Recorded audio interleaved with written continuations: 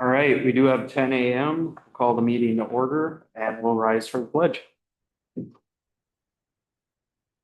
I pledge allegiance to the flag of the United States of America and to the republic for which it stands, one nation, under God, indivisible, with liberty and justice for all.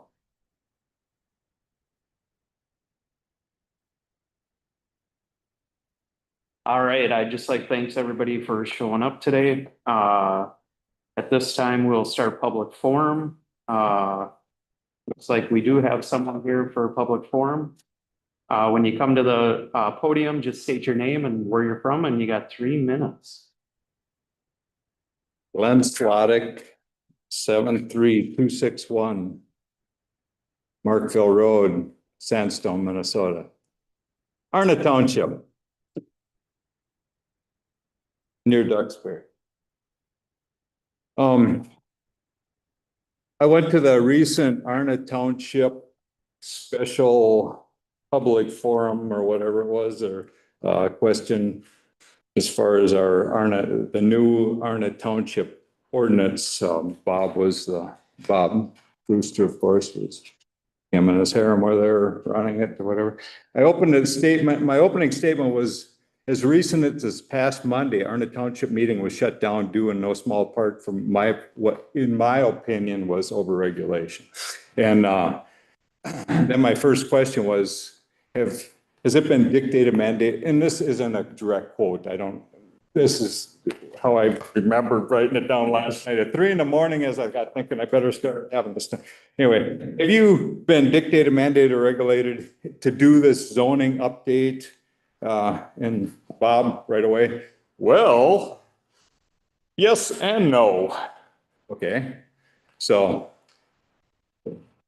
then it's on to the chatter, but I just will eliminate that. I got 3 minutes here. So I went into my second statement. That was a question. My second statement was that it should have raised some eyebrows when you stated at the last zoning commission meeting that even if this is adopted, on the advice, I believe it was Curry. I don't believe it was, I don't know you personally, but I'm going to get to know you maybe.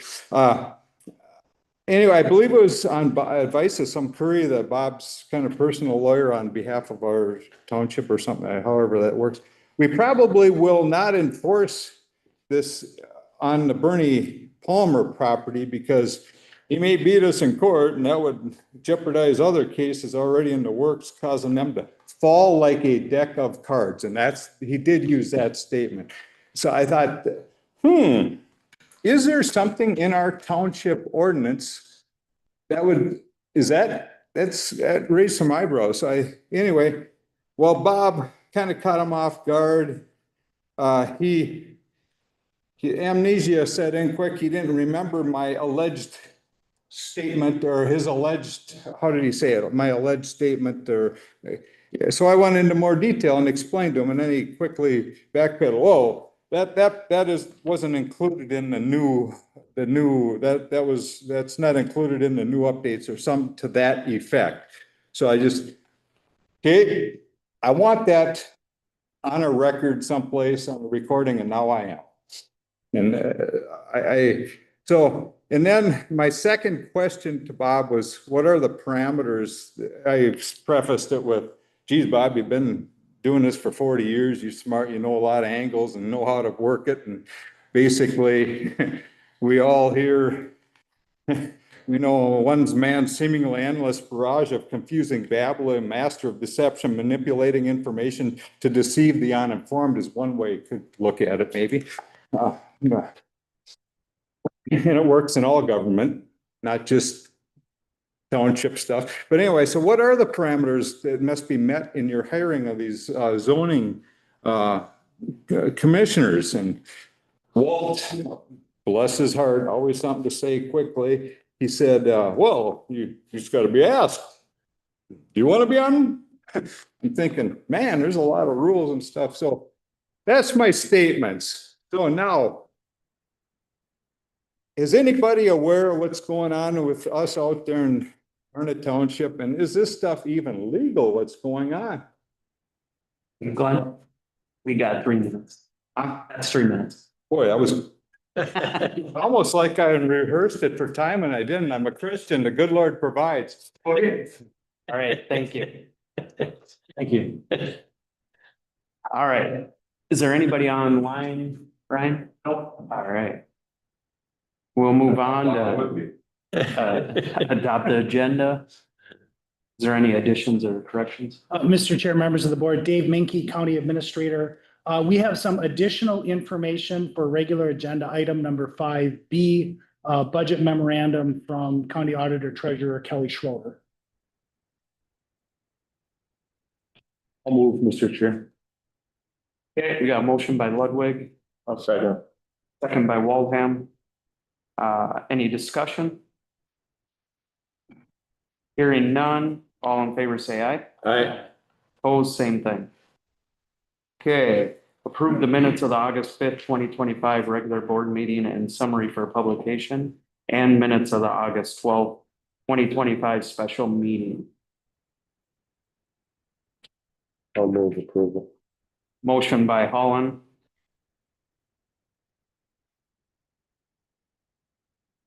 Second. Ludwig. Second by Ludwig. Any discussion? Hearing none, all in favor say aye. Aye. Opposed, same thing. Acknowledge the minutes of boards, committees, and correspondence, the Pine City Annual Disclosure of Tax Increment District for the year end December 31st, 2024.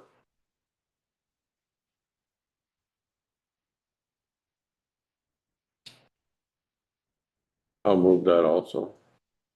Motion by Holland. Second. Is that Nelson? Yes. Second by Nelson. Any discussion?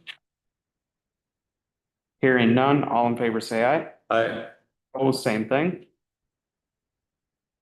Moving on, consent agenda.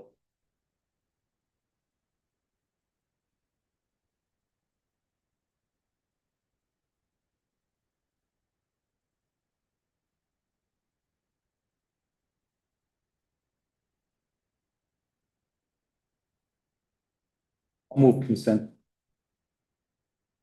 Motion by Ludwig, I'll second.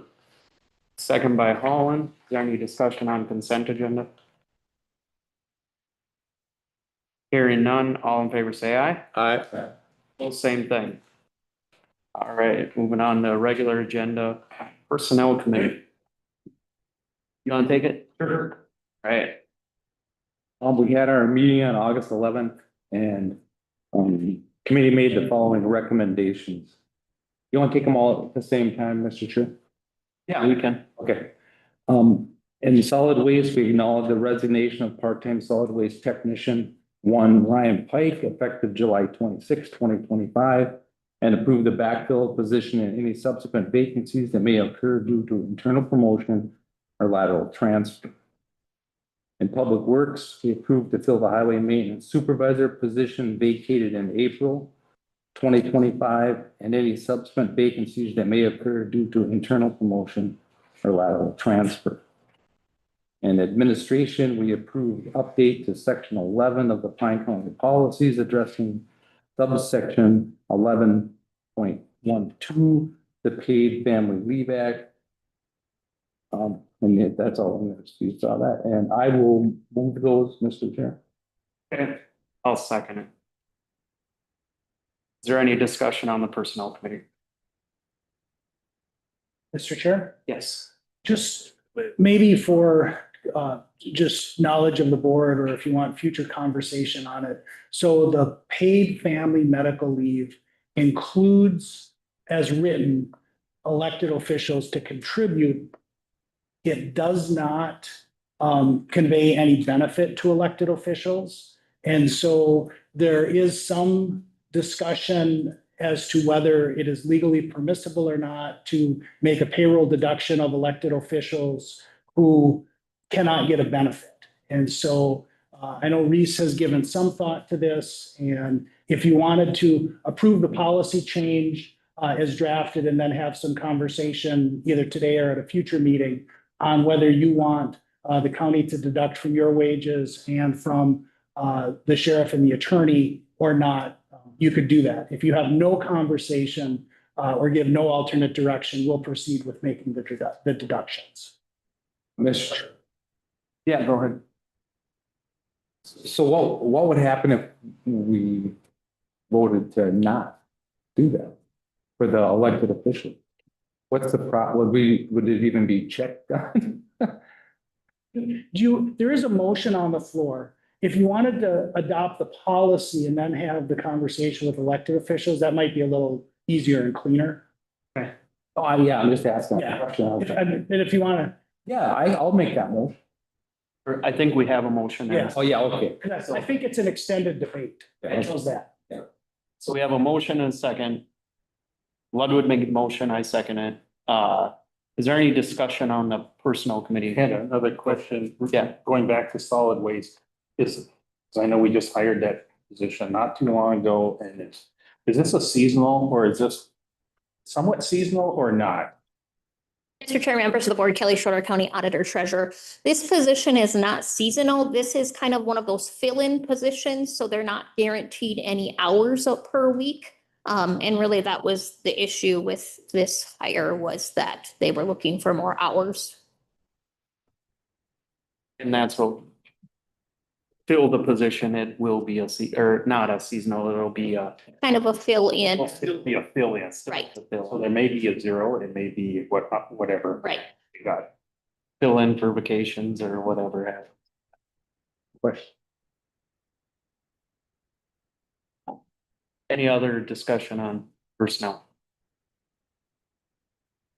Okay. All in favor, say aye. Opposed, same thing.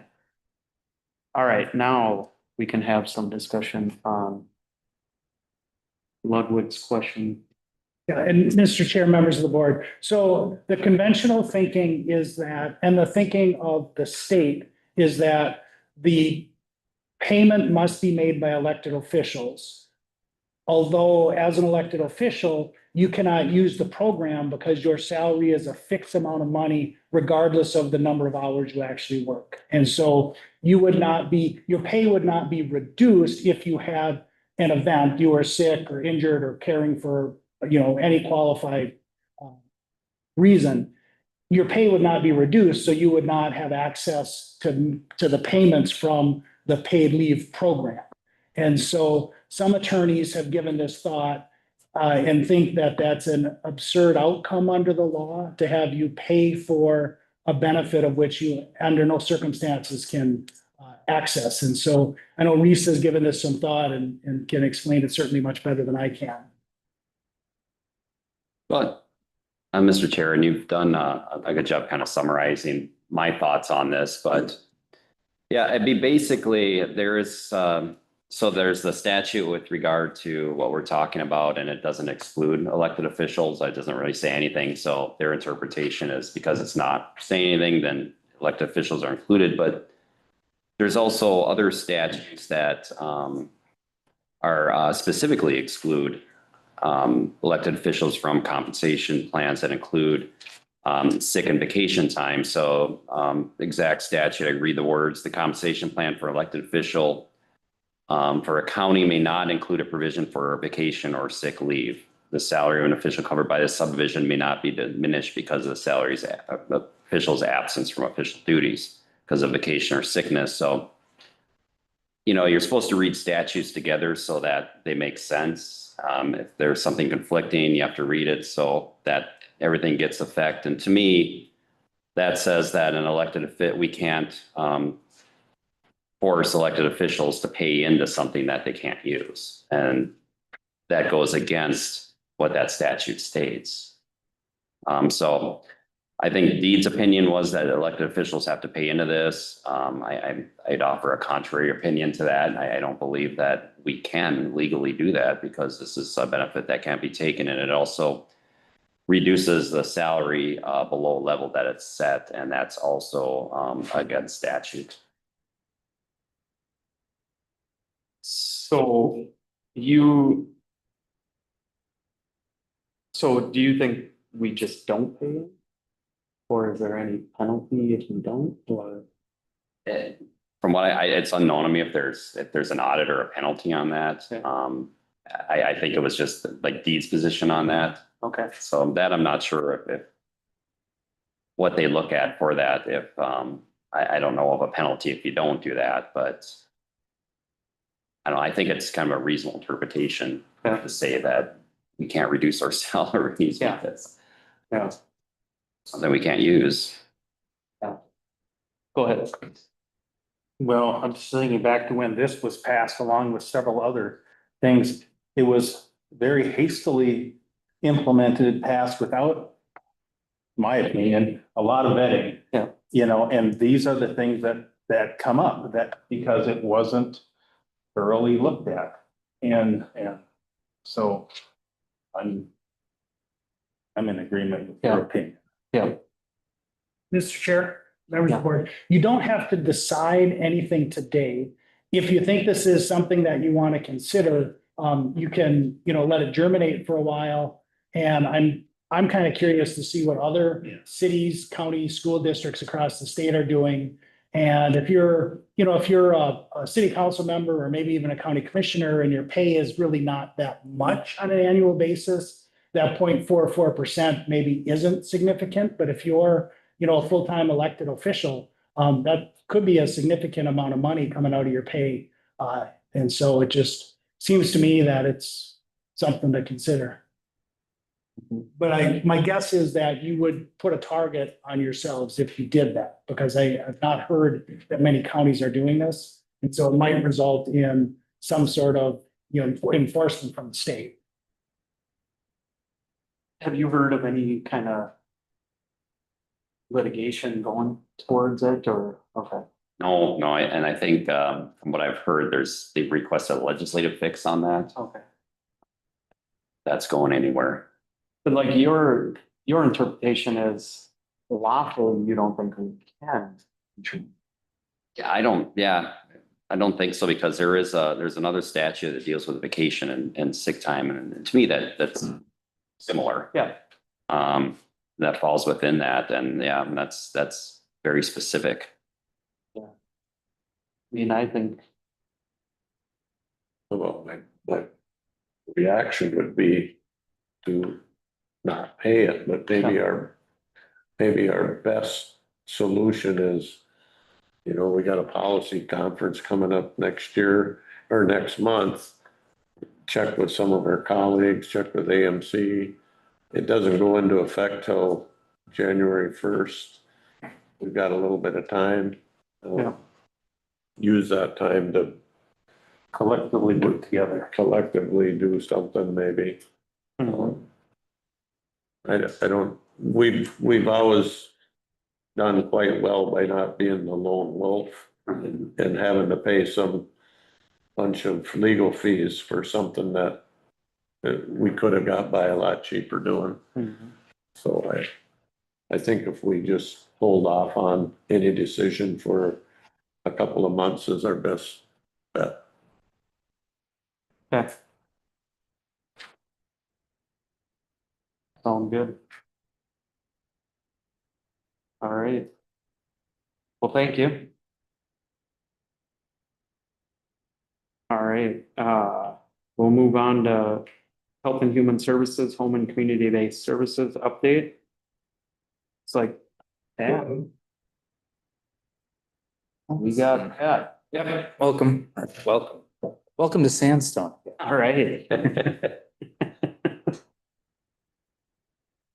to go? Thanks, Ryan.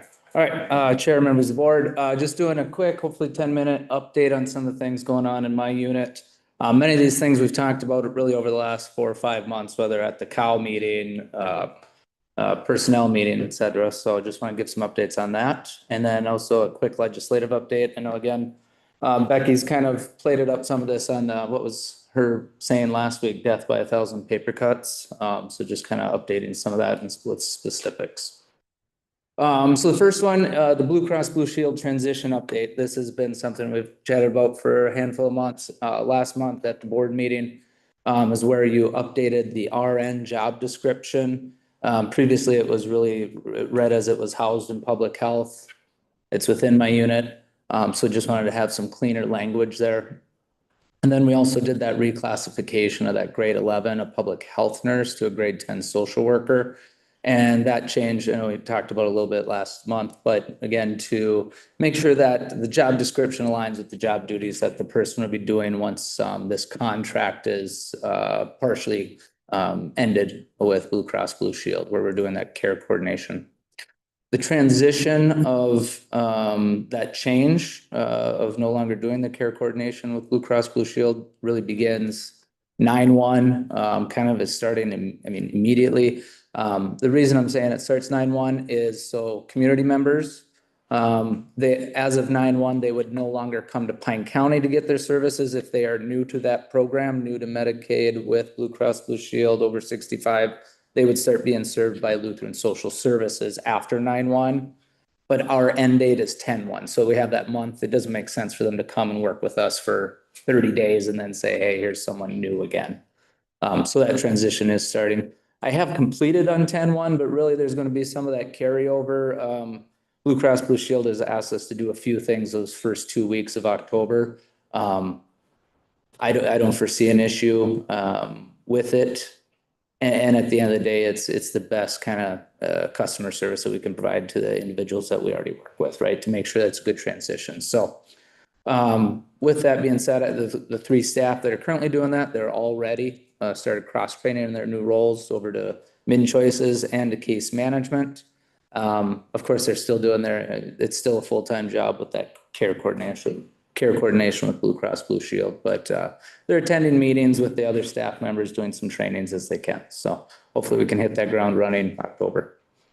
And then the note in the bottom left there, as I'm looking at it too, just so you have an idea, there is 157 individuals in Pine County that are currently getting their care coordination, or think of it as case management, through Pine County, contract with Blue Cross Blue Shield, that will now transition to get their care coordination through Lutheran Social Services. So it is a fairly significant amount of people. Mr. Chair. Yeah, so is there gonna be any, I'm just wondering how smooth it's gonna go on. I expect it to be smooth, but so they don't lose coverage? They won't lose any coverage. They're, the services that are set up for throughout the year are gonna remain that way. And actually, I think it was Carter County maybe is doing the transition the same month with Blue Cross Blue Shield to Lutheran Social Services. So, Blue Cross Blue Shield is putting a lot of effort into this transition and working with both counties. Thank you. Yeah. Even though we're transferring everything over as of 10/1, of course, we had a audit with Blue Cross Blue Shield for these programs in July. This is an annual requirement because Blue Cross Blue Shield, of course, gets their funding from the feds and states. So they have to come through and audit our files that we're contracted to provide the services for, and just wanted to make sure, show off the good work that staff are doing. So 100% compliant. It's a 1-day desk audit, fancy way of saying, right, that she's at her office reviewing our files electronically. Pulls 30 cases, reviews, it's a random sampling of those 157 cases. And, I just put her quote on there talking about it being a significant year of change with the requirements from the state and the feds, but we've been consistently a high performer, 100% compliant for 7 straight years. So hopefully that also stands out, that the reason the change is happening with that whole transition has nothing to do with the services, our ability to deliver services, or the quality of services. Blue Cross has always thought that we've done a fantastic job, and staff do. And then in the packet, I just threw some of these, some of the comments from the auditor and what she said, obviously talking about excellent work and all that stuff. So just something to share there. And then a quick legislative update on some things that we've talked about too over the last 6 months or so. Because I know I think it was back in March when we met at the hospital. Min Choices was a big focus that I talked about. Some changes that came from this legislative session include more remote options, or have expanded the ability for remote Min Choices assessments. My staff doesn't really like doing remote. They'd rather be in person, in the person's home, in the assisted living, right? You get a better feel for the individual, their needs. But it is a good kind of, backup plan. If, you know, if whatever comes up, someone's sick, we can still get that done and not prolong that, that work. The one interesting thing that we'll have to see how it happens is the option for someone to waive. So a individual or a guardian could waive and say, I don't want another assessment this year because nothing has changed over the last year. So they would attest to that there's been no new changes. That could be a potential time saver for staff. It's gonna, I don't know how many people are gonna choose that and how many people are gonna be comfortable with that right away. I could foresee where some individuals where they've lived in a foster home, a group home for 20 years, the guardian says nothing's changed. Why do we need to do this? Why do we need to go through another 2.5 hour process again?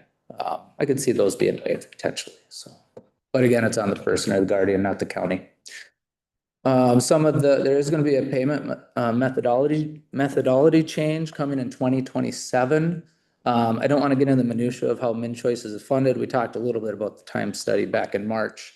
But it's gonna, the language is for a flat reimbursement. I don't know if it, you know, it could be per hour, per 15-minute unit, or it could be like per assessment, you get X hundred or how many hundreds of dollars. Don't know yet, it's not in there. But the legislation is guiding it to find $18 million of savings. Not a ton, but 18 million across the counties, you know, could be potentially a little bit of a hit. I think though for Becky and I, as we prepare budgets, it actually could make that process cleaner and easier for us to project out. Some other changes, cost saving, yeah. Oh, Comment on that point, because that was highly debated by the legislature, that flat reimbursement versus the random moments. Mhm. And I think there was a belief at the state that it was both going to save us, the county, money and save the state money. And those two things can't both be true. Right? And so it'll be interesting to see how that flushes itself out. But there may be shifts between counties, but if the state saves $18 million, somebody is going to lose that money. So Yeah. there's no other outcome. And I think it was disappointing to hear some of the debate at the committee level about how this was a good thing for counties. Yeah, to your point, I think if anything, it's that budget process and Becky and I projecting out a year or two on what that looks like, where the random moments can fluctuate by tens of twenties of thousands of dollars each year. So it gives us a little more consistency there, but yes. If they're saving money, we can't also save money, right? Some of the other changes, and some of these are more like community, if you hear from any community members or business partners out there, there is a provider inflation rates adjusted, really just putting a cap, tying it to CPI, I believe. Reductions in day and unit-based services on the disability waivers. And really what that comes down to, this is one of the cost saving measures where there's a service that we were able to provide to someone in their home for 16 hours a day. Now they've cut that down to a maximum of 6 hours per day. And now we have to find either other services to provide an individual if that's really needed, or what other alternative options are out there. Again, I don't know if that's a cost savings measure to Administrator Minke, because just because we dialed back one service doesn't mean other services are needed in the home. A big one they debated also a lot at the committee level was the modifications to nursing home facility payments. That includes a new surcharge. So be aware of that. The previously mentioned MinChoice's payment changes. And then the big one that, you know, I sent the memo back in January about the cost shifts, which didn't come to fruition this biennium. But they're based on all the changes, all the cost savings measures that were in the legislation this year, there's an assumed savings of the 143.5 million. But it's also written into legislation that if they do not produce the savings, $72.5 million will be the cost shift that will be imposed on the counties starting in that July 1, 2027, that biennium. So it is a real thing. If we don't hit X, you know, we'll do everything we can here, but we are one small county with, you know, as I told you before, our waiver budget's about $31 million. So looking to cut a lot of counties, like Pine County's budgets. And so I don't know, we'll be as responsible as we can with our money, but that doesn't mean it's gonna happen. And I'll keep you posted as I hear other stuff. I did, apply, there's a working group, I can't remember what the actual title is, the long-term advisory council that is through AMC Maxa with like 27 members to talk about some of these other potential savings. Just applied for that last week, so I don't know if you got any pull at AMC or Maxa. Good word's always good, so, you know, it'd be good. I hope that there's some good representation from greater Minnesota and smaller counties out there too, when they talk about budget savings and cost shifts and all that. But with that, that's a quick update. Any questions? I got, I could. Yeah. Going back to the Blue Cross thing. Yeah. Lutheran Social Services, will they have a office someplace or do they drive in for the day and work with these 157 clients or? That would be, my guess is the latter, that they, as far as we've been told before, their office out of Mankato. It's the same, we also, when we transferred over the U-Care in the Yep. same fashion last year, Yep. January 1, they also went to Lutheran Social Services office out of Mankato. So yeah, they would be most likely, if they operate like we do, you're gonna go do 3 or 4 visits a day, see the individuals you're working with, you know, do paperwork and stuff back at the office or at home, whatever they might do, so. And just because their office out of Mankato doesn't mean those people that serve our clients live in Mankato. Correct, They don't correct. live in Pine City. Yep. In fact, I think we've heard about someone that lives up in Carlton County that works for them. So yeah, there are those examples for sure. You have a warm fuzzy that the transition's gonna be okay for people. Yes, I think so sorry, that was a pause. I didn't mean to do that, Steve, but the transition, like, because I have confidence in my staff, what we do, our relationship with Blue Cross Blue Shield, not an issue on the transition. There was some, I don't know if I want to say disappointing, because what we do is so confusing. And then you add in a change of providers. Right. When we did the U-Care, we're still fielding some phone calls, 4, 5, 6 months. And I say we, my staff, getting phone calls from providers, family members saying, you know, I haven't heard from them, or I haven't there's 2 sides to every story, but you know, we were still staying involved, even though that's something that we're not getting funded for, but it's the right thing to do. Right thing to. So, but I think that has really calmed down it, you know, and if my insurance changes, that's confusing, right?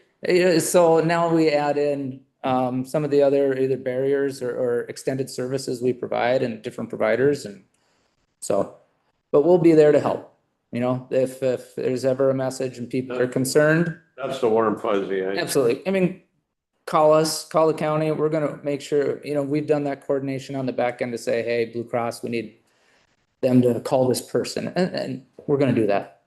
So. Thanks. You bet. Thanks, everybody. Good to see you again. Yep, thank you. All right, Lassard Sam's Outdoor Heritage Council project list discussion. Yes, I had, we had actually got that list 2 months ago.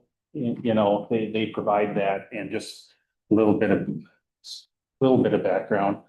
You know, that the Outdoor Heritage Council gets about, this year, it looks like about 150 million that they're getting, and that's essentially, you know, lottery money was designated towards the environment, again, kind of broad term, but anyways, so they got 150 million. They have requests of about 500 million. So, you know, about a third of these projects in some form or another are going to get funded.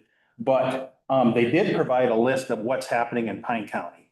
And I don't know if you got a chance to go through that with a fine tooth comb, but I did. And so I wanted to kind of give us, you know, some of them I won't make comments on, some others I will. And so if I could just quickly run through it's about 5 different projects or general areas. And the first one is in Shingwatana Forest, and it's about $500,000 of work.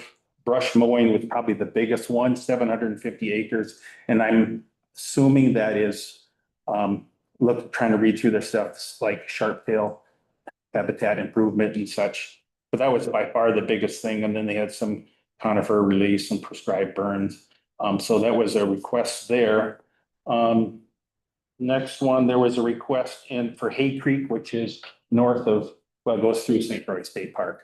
And it was for trout stream improvement. And that was they kind of lump these projects together. And so you kind of try to decipher what really is our portion. So it kind of looks like about 1/2 mile. They said 5 acres, but it works out to about 1/2 mile of stream, roughly $200,000 of, I don't know, restoration or something to improve habitat. So that was number 2. Number 3 was the Barn Spring wildlife management area, and that is out by me. And that was for about $54,000 of phase 9. And that was by the fisheries department, for projects that, I think they were turning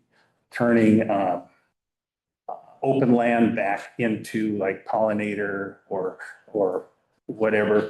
And this one maybe is, and I go back to our comprehensive plan, and I looked at that, and we have this, we have in our plan, preservation of ag land as being a high priority. And sometimes even in our own plan, we have things that compete. For example, preservation of ag land, but we also have housing.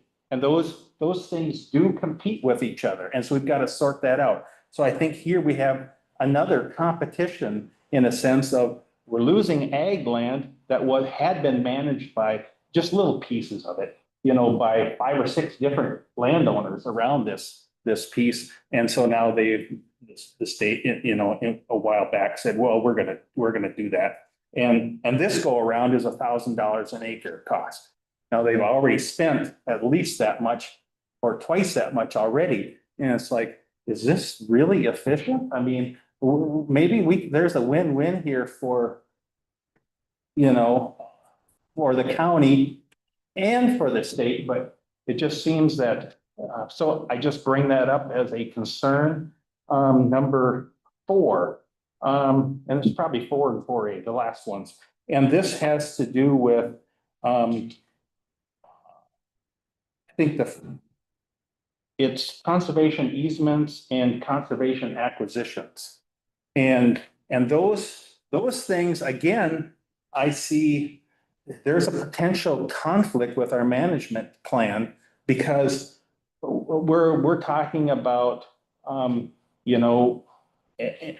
maybe even more so this year with our budget discussions, and we don't want to see our valuations go down, but when we see large chunks of land or even small chunks, either going to conservation easement or outright purchased, what happens to that tax capacity? It goes down. And so then that burden is borne by who's ever left. And so again, these are probably worthy projects, but you see the conflict there that happens and the effect sometimes that we have to kind of weigh out, what's happening here. Now, one of them, actually, it's a big one, a big request by our soil and water. And it's not just Pine County, because it's that one watershed. It's a Snake River, the Kettle River watershed, which I know we're involved with. And that was a $5 million request, and I don't know how much Pine County has of that, but it will have an effect. I mean, there is the positive that they're trying to accomplish, but it's going to have a negative effect on our budget. down the road. And maybe the last one that kind of combines with that, it was not by our Soil and Water, but this was by the Minnesota Land Trust, had made a request for, I'm not sure what the total amount was, but it was some actual acquisitions, not easements. And the ones that affect, in Pine County, it's not huge. It's an 80-acre parcel up in Chingwatana, down in Chingwatana, and another 80 parcel up in Nemadji. That's not much. But just across the border in Kanabec County, if I was in Kanabec County, I would be concerned because they're looking at a 300-acre parcel and an 840-acre parcel, $2 million. That's a lot of land that's coming off of Kanabec County's tax roll. Now, it's supposed to be PILT funded, we know it, but does that really make up the difference? We know that doesn't. So these are things that have real budget implications, and sometimes we as a county, we're just almost, I guess my question is, how can we get more invested in the process? Because it seems like, well, here's the stuff, here it came to us, the list was already done, yeah, there's a hearing coming up, but we're kind of behind the ball on some of that, and how can we steer those things?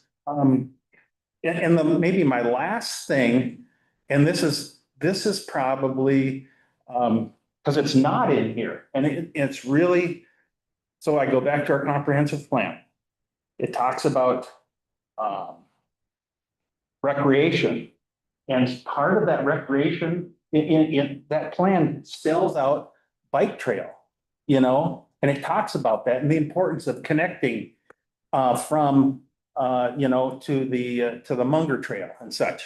Okay, so did you know that this last year, MS 150 goes, they've done that for years, but they actually routed off the Munger Trail onto 61, even with all the freeway routed traffic. And they did that because there were parts of the trail that were so bad that the people were complaining that they were not going to go if they had to go on those sections. Now, does this make any sense? We're spending millions here and we can't, and this comes right from our legislators, right out of their mouths. They're the ones that told me what's happening and they've been working on it, but it seems to no avail that we can't, we're doing all these sort of, well, let's try this experiment, all these things. And here whether you like bike trails or not, we have it and it's falling apart and we can't get anything done about it. So we're gonna be spending money to connect to what? To connect to something that we think is great, but in actuality, it's not. It's in disrepair. And again, it's frustrating how, because that's an important part. And again, it goes back to what our county's priorities are. And these things seem to be conflicting. And I don't know how we can move the dial in that direction. Mr. Chair. Yeah. Just for discussion, so how do they, like when you say the easements and the conservation, that's a landowner request issue, right? Or do they approach the landowner, or does the landowner say, I want to do this with my land? I think it's that. So that's a harder one to deal with.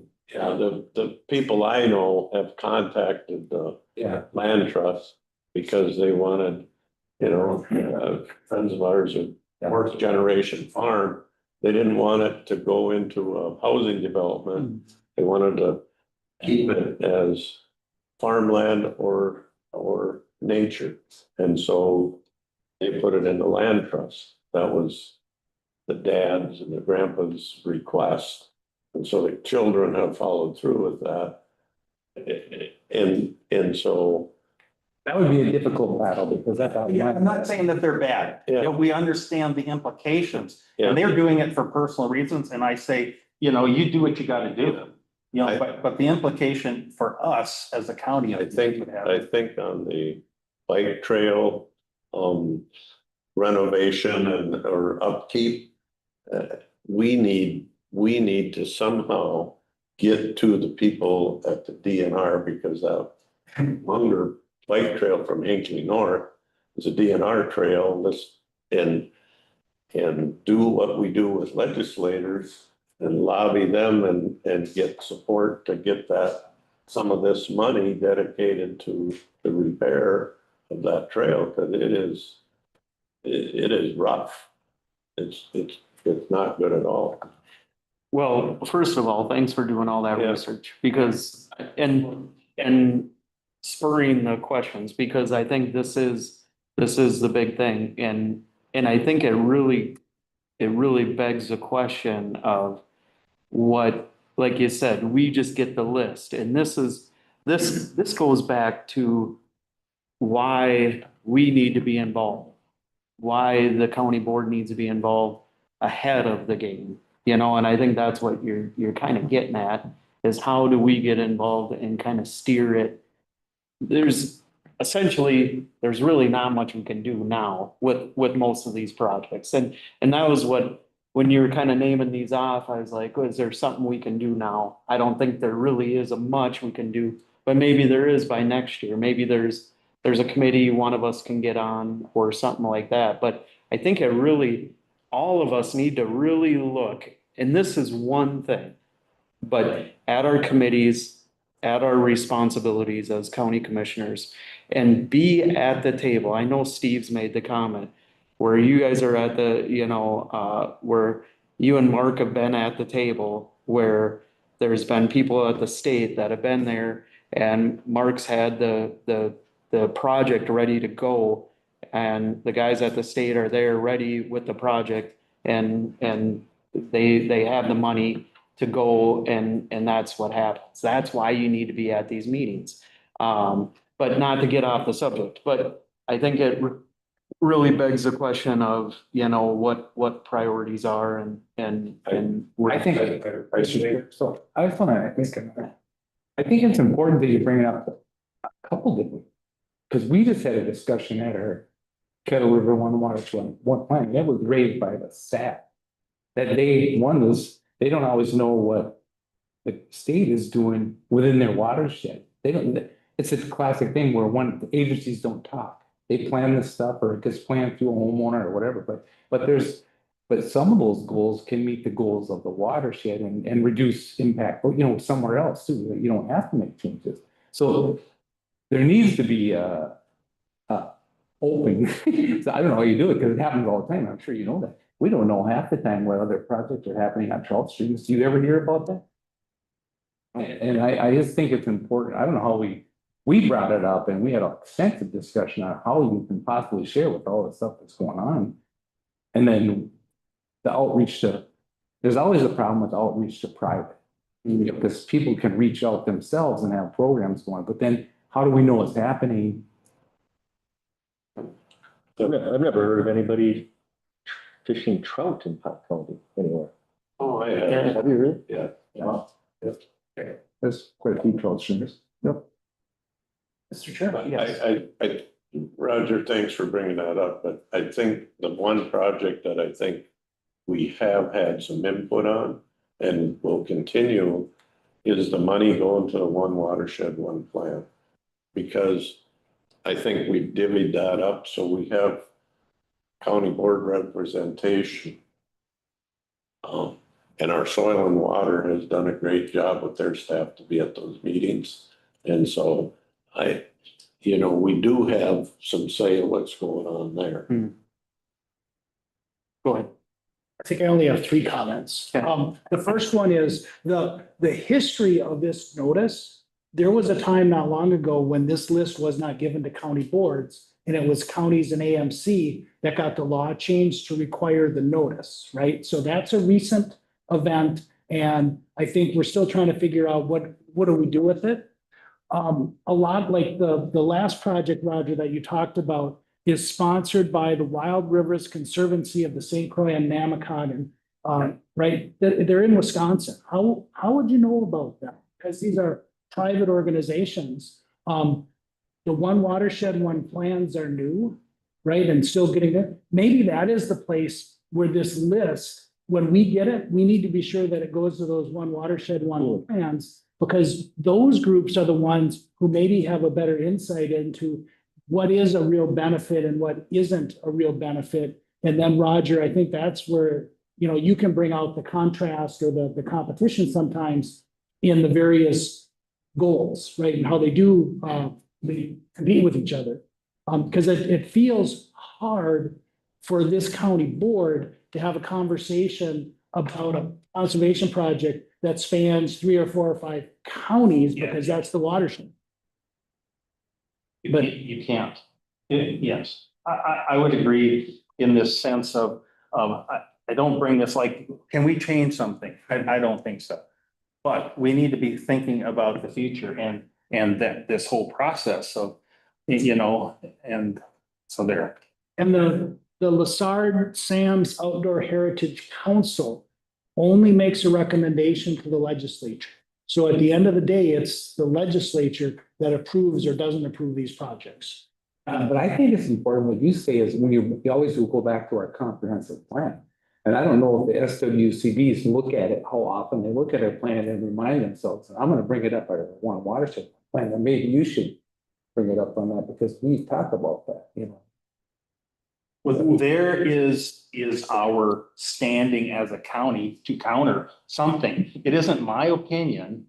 It's like, this is what we have agreed as a county as is our goals. And then if you guys are going directly against our goals or competing, well, then we've got an issue here that we've got to either change course or work that out. Yeah. And we have legitimacy to stand on when we have these discussions. And I think that's doable.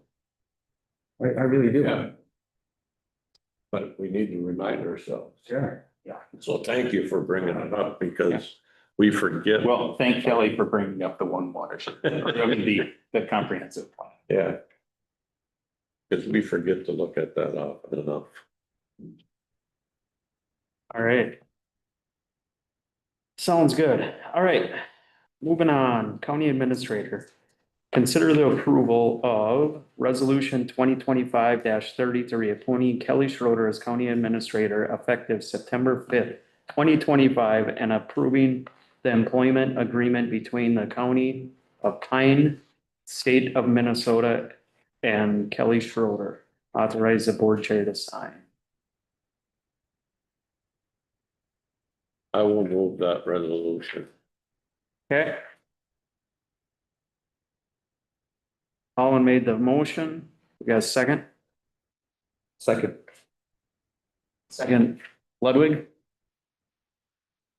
Any discussion? Hearing none, all in favor say aye. Aye. Opposed, same thing. I oppose. Okay. And then B, consider requesting the Personnel Committee to consider alternative organizational structures. Do we need a motion on that? Is that what we're looking for? Or Maybe, I just want to be sure that you have as clear a direction as to the proceeding on the next steps as you need. So, did everybody get a chance to look through that? A little bit. So what? Now that Kelly's gonna be the administrator, we're gonna probably restructure, well, not probably, we are gonna kind of restructure the auditor treasurer job description or kind of write it. Mr. Chair? Yeah. I can maybe help give some background. So when Kathy Clemmer retired and we transitioned to the appointed auditor, the county board conducted interviews for auditor treasurer. When Kelly was identified as the top choice, the county then did some restructuring to continue her supervision of the departments that she had already been supervising prior to becoming auditor treasurer. And the thinking is that it's unlikely that there is another auditor treasurer in the state of Minnesota who has that unique set of qualifications to continue to supervise all of those areas like assessing, recording, land, land is probably a good one to stick with the auditor, but the planning and zoning and environmental. And so it just is gonna take a little bit of thought as to who would report to Kelly Schroeder and what backfills, what are the skills of the backfills that are needed. We still have a vacant land and resources manager, and presumably we'll backfill for an auditor treasurer. So none of this is gonna be any, because when we were talking about this, none of this is gonna be any added bodies. It's just gonna restructure kind of what their job duties are gonna entail. So, and what they're gonna oversee. So, It's part of evolution of management of this organization, and it's imperative that we do some changes with, depending on the personnel we have to fill the holes. Mhm. And so I think it's just part of what we need to do. Mhm. Yep.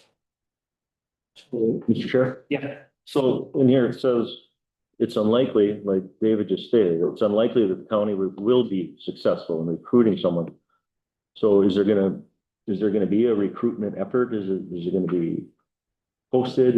Or are we gonna try to look for somebody? Or the auditor treasurer. Right, with all these extra duties. It sounds like we're not even gonna try to.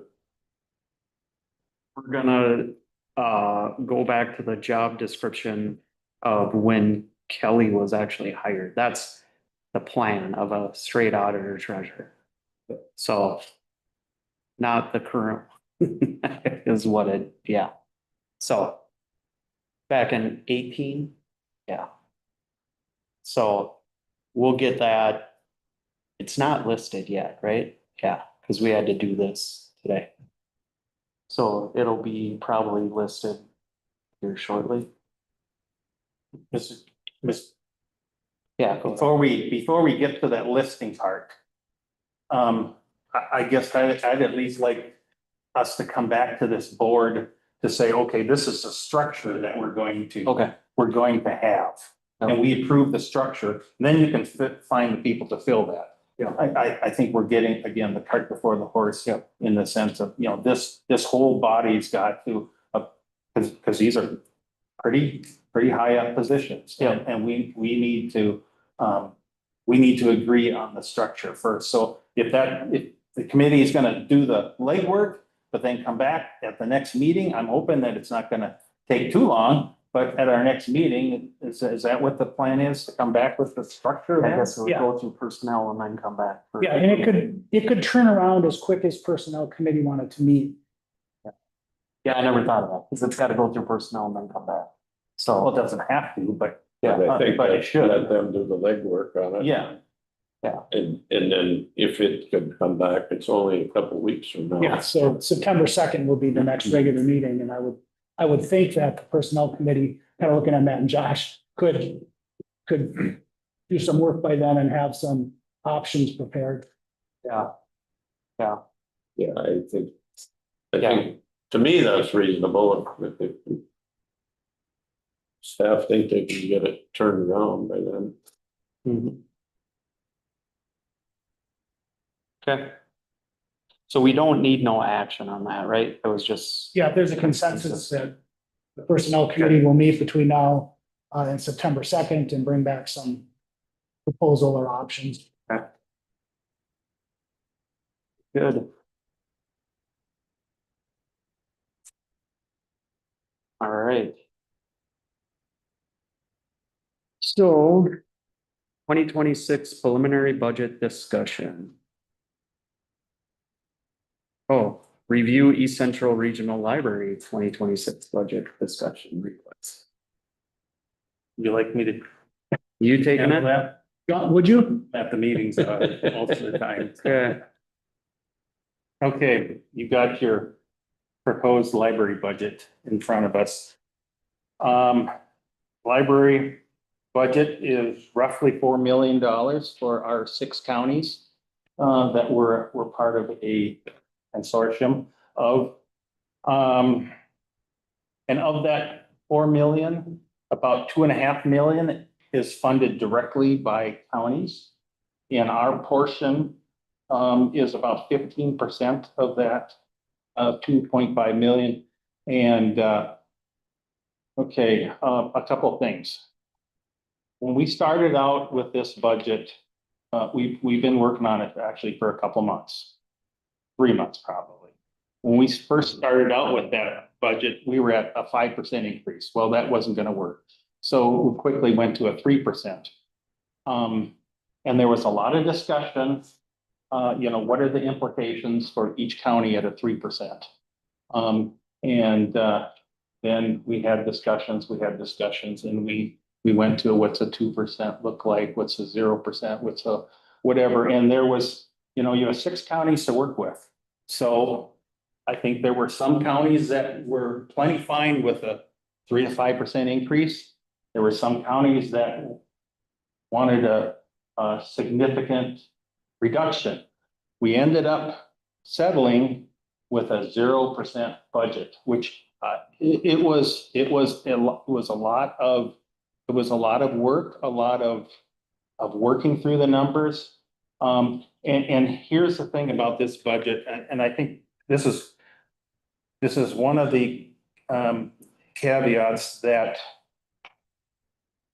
there is no county that has an increase as far as a levy. And that's what we wanted to see, again, a lot. And so you'll see Pine County's, our request for Pine County is actually, it's on the bottom. It's 386,000. Last year was 392. So we have about a $6,000 reduction. Now you'll see that there are other counties, probably Kanabec has only about $1,000 reduction. Whereas Chisago has about a $50,000 reduction. Now, some of those things, why is that different? It's because of the formula. We are beholden to a formula, and some year, it all depends on, it's a third tax capacity, a third on population, and a third on usage. And we built a new library facility in Sandstone last year that was opened, and, people want to come and use the library. And I mean, that's expected. So, I mean, that sort of pushes us up a little bit. And so so the proportion falls more on Pine County when in those sort of years. And when other counties do things like that, then their portion goes up, in proportion. So that's how those sort of things shake out. Now, along with that, part of the give and take on trying to get down to this sort of budget is there will have to be some cuts at in some of the hours in some of the counties. But we also had the option of buying back those hours, and which is already happening.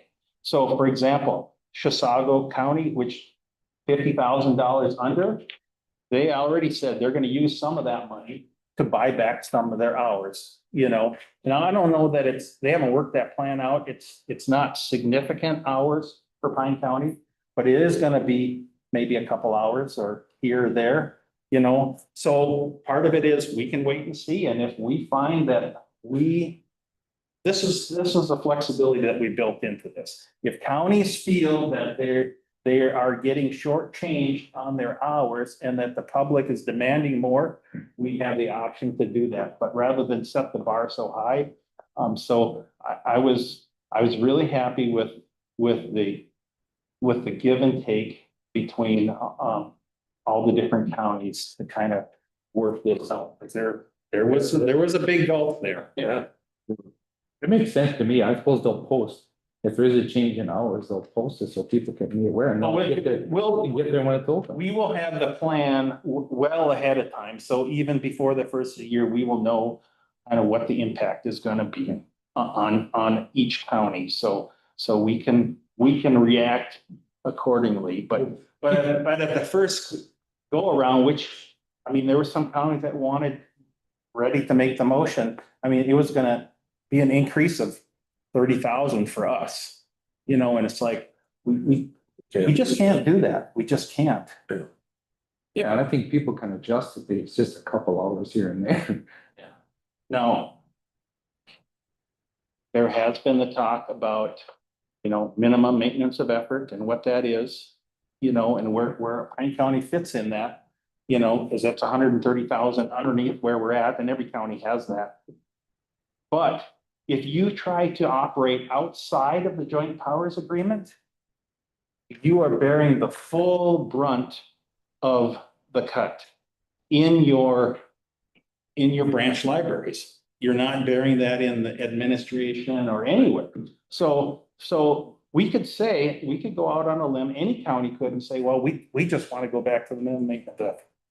Great. So we're still on the hook for 290,000, and our libraries will be absolutely shut and bordered because there will be no money to run. because that's all deducted right off of all the branch libraries. So let's face it, we're not gonna go there. Who wants to go there? Who's got the stomach for that? Yeah. I don't think anybody does. It's not in their best interest, so I don't know if it has to be approved by 4 counties in order for this budget to be approved and in effect. So I think at this point, I don't know that there's anything more that we're gonna do. And so I'm ready if we want to actually to move this budget, and then we can get on with the process and so that other counties can get that work done and we all know where we're at. I think good work, Robert. I think it's good work you did. I would. Do we need a motion on, I'll make the motion. I'll second the motion. Okay. Motion by Nelson, second by Holland. Is there any other discussion? I'm just looking, it looks like transfer from previous year's reserves is that 124,000, is that what you used out of reserves? Yeah, 'cause in order to make this budget work, we had to go into our reserves. Okay, And so we're, because costs go up. I mean, it's employees. And so we are using some of our reserves. We're doing our fair share Yep. of trying to weather this storm. yep, okay. I was just curious, because I know they had a pretty large reserves too, so, but, Yeah, it's not gutting it by any means. Yeah. But it is using some of that. Yep. So instead of, which is good. I mean, you don't need a huge reserve either. I mean, you need some, don't get me wrong, but, you don't, that was kind of part of what we had talked about on there, so. Okay, any other discussion? Yeah, I have a discussion. Yep. They, requested it before. What's like the, I guess, ridership or how many people use this or what's the daily, like customers that come in and use the facility? Did they give any information on that? I mean, watching the news now, you see like with the light rail, I mean, it's for a targeted group that a lot of people contribute. If you don't have the people using it, another tough decision. They had to shut that down. I know they have door counters. Yeah, I mean, yeah, Circulation. yes, we can, there's a report and, we can certainly have, our director come and give you that full They report. usually reports every year. Yeah. yeah, Yeah. just haven't seen her in the last, and then, one right here, salaries and the salaries is 2.8 million. Of the, That's $4 million. well, right, yeah, right. But I guess, like I said, watching the news of the light rail. This isn't a light rail. This is a library. Thank you for that, Steve. Yeah. Like I was saying, in the news, you see something like the light rail that only a few people use, that everybody has to, and they made a tough decision to have to shut that down. That's just a comparison I see here, not knowing how many people actually are using this. Well, I will say in comparison, I mean, that's partially why our share went up a little bit. This wasn't because our tax capacity went up or our population, because our usership in comparison to the other counties actually went up. Yeah, so local paper just had the whole write up on numbers. The numbers were up. And the 130,000 you mentioned, that is what we pay over the state mandated amount that we're required to pay. Correct. Okay. Yeah. All right, any other discussion? Hearing none, all in favor say aye. I, Oh, same thing. I oppose. Okay. 2026 Pine County budget discussion. Mr. Chair, do you want me to give Okay. a review of my memo? It's all. Yeah. Okay, sounds great. So back in July, I had done kind of the original, this is where we're at with the budget. But of course, July was a month earlier than we've ever done it before. And as I said at that time, we had to make a lot of assumptions. So even a month later now, we have new information than we had back in July. So as you can see now, based on today's numbers, we're about $2.2 million in a deficit when we look at our 2026 budget. So that is more than what I had noted back in July. Departments did present on these numbers though. And so knowing that we are $2.2 million off, and our budget needs to be balanced, in the past, we've taken a multi-prong approach of expense reductions or making sure our revenue estimates are as accurate as they can be, make sure that we're not significantly under budgeting for our revenue and cutting ourselves short on that end, using reserves or tax levy increases and taking that multi-pronged approach. With the using of reserves, I want to note that the budget already has about $650,000 worth of ARPA funds in the general fund, already plugging a hole. Otherwise, this would be $2.8 million. And so, yes, those are not general fund reserves, but those are dollars that were one-time dollar fixes. So as I started to look at this, I wanted to identify just some cream off the top that seemed easy, okay, to identify. And as I looked at just our monthly interest income that we've been getting and our future investments and when those mature, I feel comfortable saying that I had already increased the revenue line item for assuming the interest we'll earn on our investments would be about $50,000 more. I'm comfortable saying it's gonna be even $100,000 more than that. That is because the Fed has not dropped interest rates at all this year, as some had hoped they would do. And so just our money market and things, those rates are staying nice and high where I keep our operating funds. And then we have a significant portion of our investments, our long-term investments that will be maturing in the first half of 2026 that currently have about an average yield of about 2%. And when those are reinvested next year, they'll be at least 1.5% more than that. So that's just, to me, some easy additional revenue that we can plan for in the budget and plug that number in. The next thing was the sheriff's office staffing request. The total cost for that was $124,671. That's something to consider. That is the position that was vacated from the retirement in July. That retirement in July was funded through those FPI grant dollars. And so those dollars have now been redirected to Health and Human Services at a smaller amount. But that leaves that position with, it was an existing position, but do we want to replace it knowing we don't have the easy funding for the grant? Do we want to consider removing it or partially removing it, or like planning to hire it partway through the year rather than right away? What we want to do with that. And again, I mean that there, as we get into harder numbers, and you can always look at other staffing. That was the additional staff that was included in the budget. I know my budget, Health and Human Services budget, we were already proposing some decreases in staff.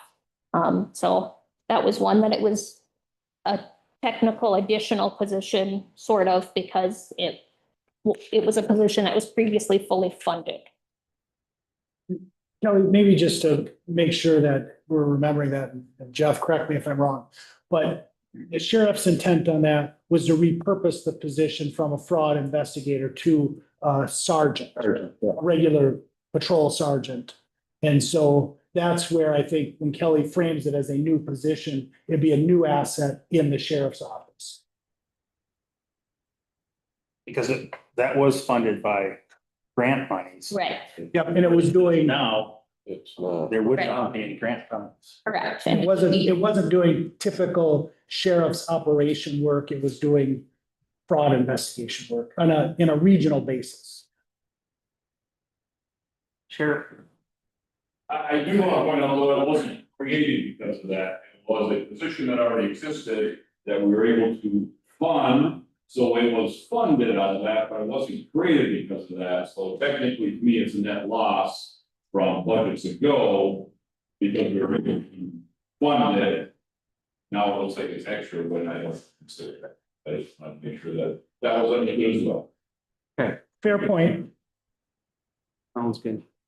My next bullet point, is just looking at the jail. We've had a lot of conversation around jail and jail boarding, and jail wages. So previous to 2020, in 2023 and prior, there were several years there that we had budgeted the jail salaries and benefits at assuming we wouldn't have 100% capacity of employees, that there would be some vacancies. So we had in previous years fully budgeted for planning on about a 5% vacancy rate in those correction officer positions. In the 2025 budget, we did not do that. We were able, with staffing levels increasing, with the way that the budget worked out, we were able to budget that at 100%. However, with the budget numbers that we're sitting with, it really seems like we need to go back to that 95%, which is a pretty significant dollar amount savings would be my And thought. as a realistic, you know, I mean, everybody would like to be at 100%, but we're staff, but realistically, we're never there. Because when somebody resigns, and even if it goes to the personnel committee for immediate backfill, there's a lag. And then it's hard to ever be at 100%. Right, and I mean, we're doing a lot better with staffing in the jail today, but it still appears like we could still be reasonably budgeting and at that 95% level of staffing. And then my last piece, is just, again, I want to look at the revenue side too, not just expense cuts. And so since that last meeting, we were talking about boarding and things, and so of course, I like to jump on the jail roster and look, how many boarders do we have today? And the numbers have been looking really, really good. Just because in the last 2 weeks, the numbers have been looking good, doesn't mean that all of next year, the numbers will be looking good.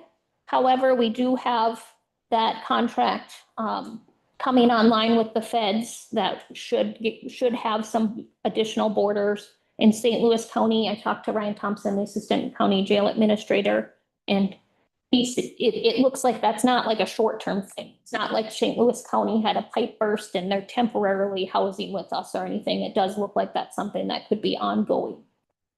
So looking at just that boarding revenue, we've been very cautious budgeting that boarding revenue for many years, because in the past, that was really where we balanced our budget. We just shoved a number in there, whether we thought we could attain it or not.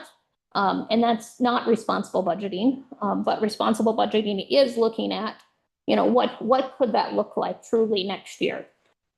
So based on kind of those contracts with the feds and kind of what St. Louis County is doing conservatively, it would seem like we could count on about 8 boarders per day in 2026. If we were to plan on that, it would be about an additional $160,000 worth of revenue for 2026. I was not able to chat with Rod about that, but in gathering all my pieces and my survey of the jail roster over the last couple of weeks, that seems like it's an attainable number, and something that we need to put a target on of, you know, that is somewhere that's going to help fund our jail. So even with that, if you did all of those in their entirety, we still have a significant budget deficit of about $1.6 million. And so you don't have to do these things even or in their entirety. They were just some suggestions that I had. But even with that $1.6 million, we have a lot of work to do. And so my thought is today, if you could give us some targets of, are you comfortable using some reserves? What are you comfortable with for a levy increase? It would help us to be able to start to identify additional places of cuts or what we need to do as staff to be able to come back to you with something that's reasonable if we had some parameters of how much do we need to find? Josh, I got a couple questions here. go ahead. Do we have any indication, I know it's only August, how much we might have left in this year's budget by the time we pay all the bills next March?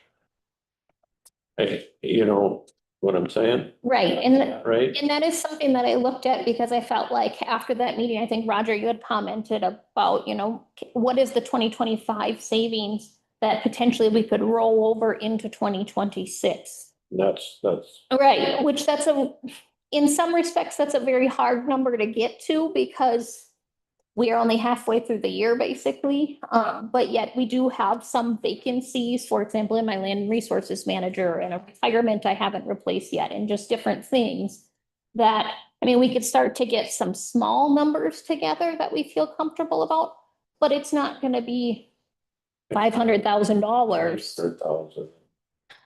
Is it 100? Right, maybe 100,000, but I can do some additional math, but I also get nervous because always in December, then we look at budget adjustments of, okay, is somebody over and we need to move money from here over to there? So it gets a little hairy, halfway through the year, basically, to start taking funds, saying, yeah, they're for sure not gonna use them. We're using the jail 2 times. For, I don't wanna say funny numbers, but skeptic, really, right? Right. And I hate counting on voting stuff. So in my head, I'm putting us at $100,000 there and adding it, 60 to that, making that about 1.7. But because we're taxing the jail 2 times, really, with managing what we think the dollars. We don't know. But the jail costs a lot of money and. No, I know, I get it. It's good stuff. I think you don't know. Maximize the amount of revenue that we think we can get. I get that. Reasonably. If we fall short, then it's. And I don't think we're being unreasonable. So if you wanted to make that number 100,000, that would be assuming 5 boarders per day, each day next year.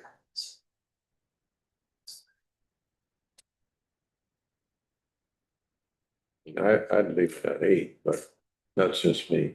Yeah, well, I would hope we could get it, because then it's money I'd rather manage with less and end up getting more.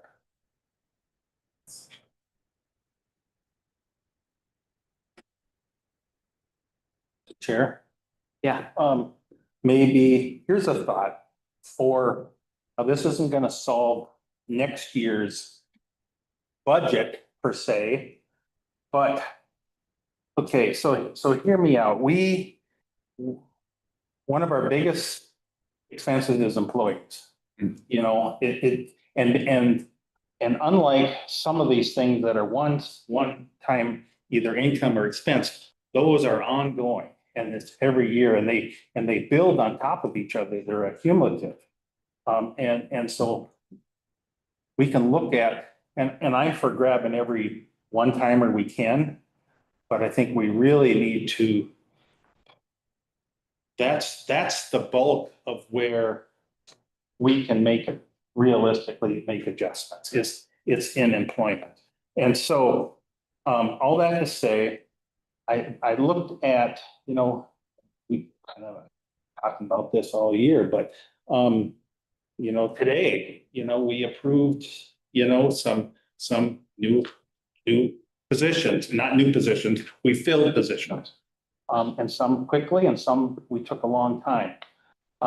So I think we need to slow that process down just a little bit. I think that would be helpful to our budget and helpful to the process of, do we really need that position? When all of a sudden there's an empty spot, it's like, well, we need to get that filled. But sometimes if it sits empty for a little while, then we think, well, maybe we realize we really do need that position, or we realize maybe we can do some tweaking here, and that only happens when we have that time that's almost like, we know that we've got this time. So with that in mind, I was going to suggest something, and there's three components to it. And one of them is, the first one is when we accept a resignation, that we not immediately post that position or authorize backfill.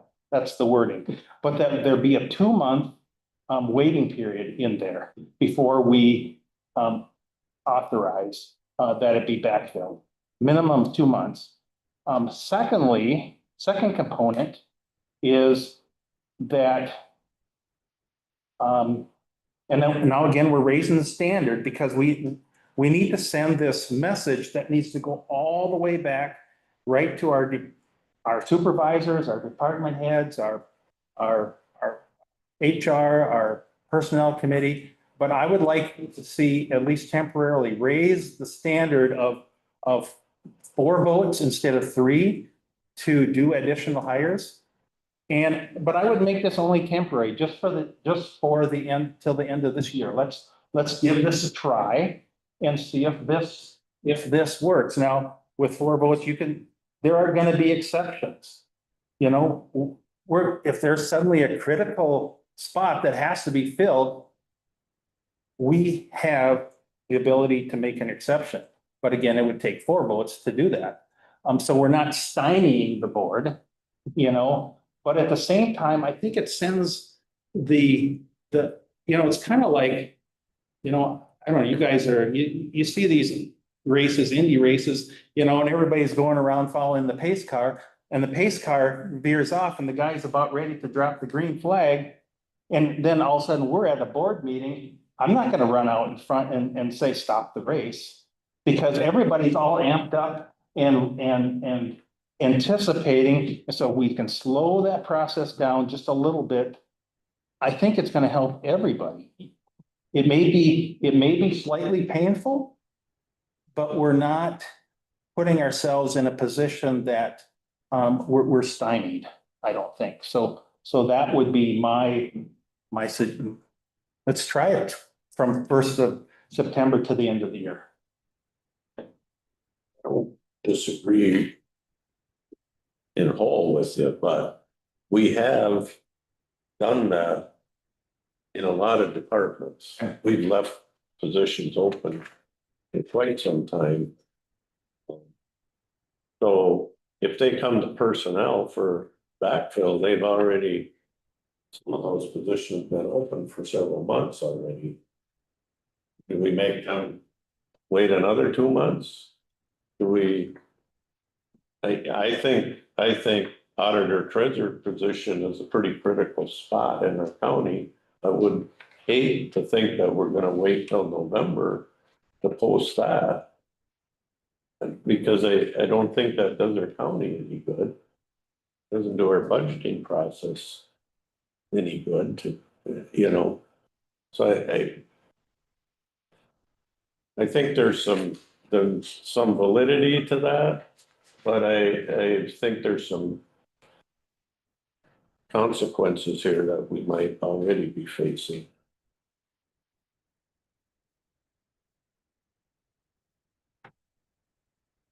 Maybe an answer to those questions So I would envision if a position's been open for 2 months, they've met that requirement already.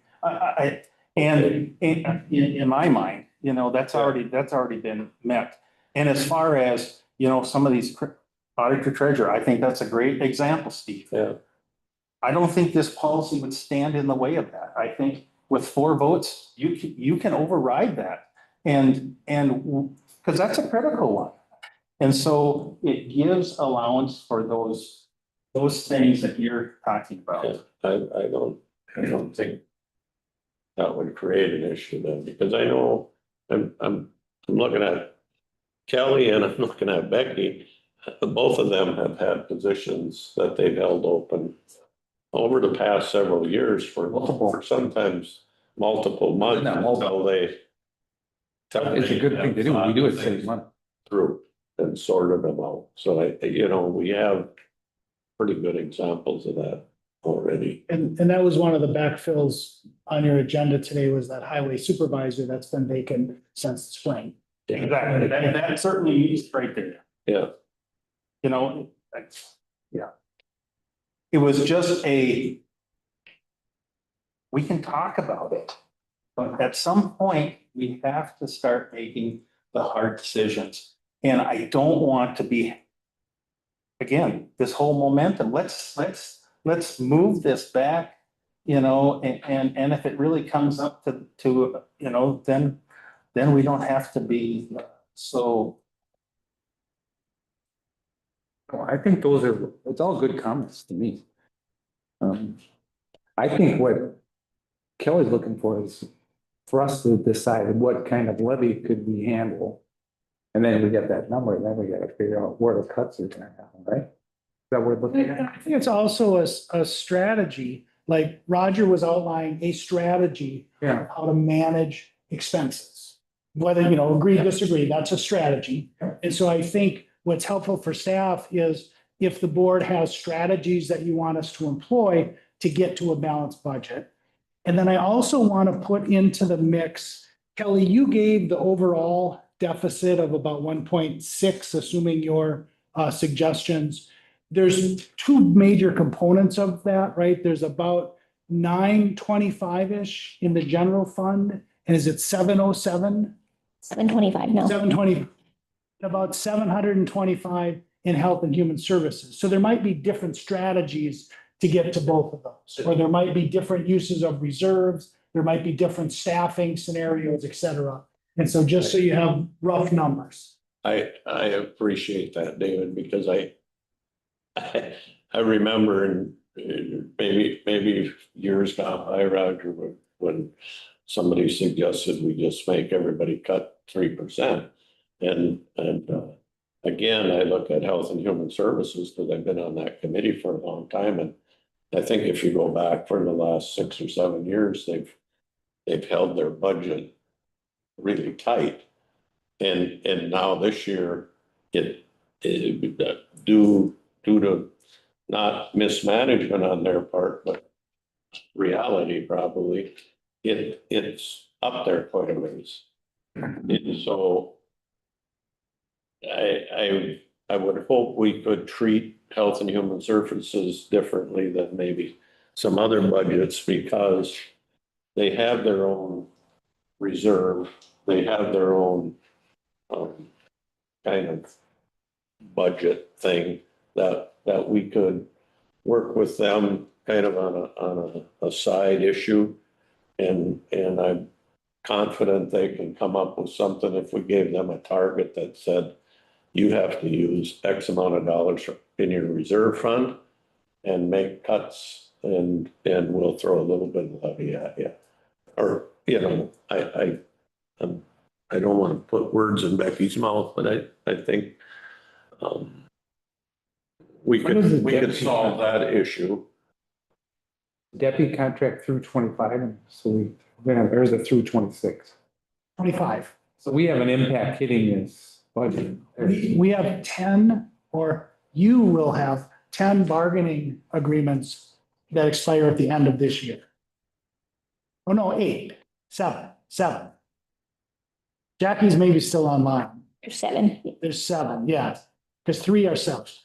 Well, that's another impact. Well, so we put assumed numbers into the Did? budget for what, right, And following along with those that are settled. And maybe the other big number that's still out there is health insurance, which the proposed budget holds it at no increase. The board has had some conversation of, do you want to reduce rates?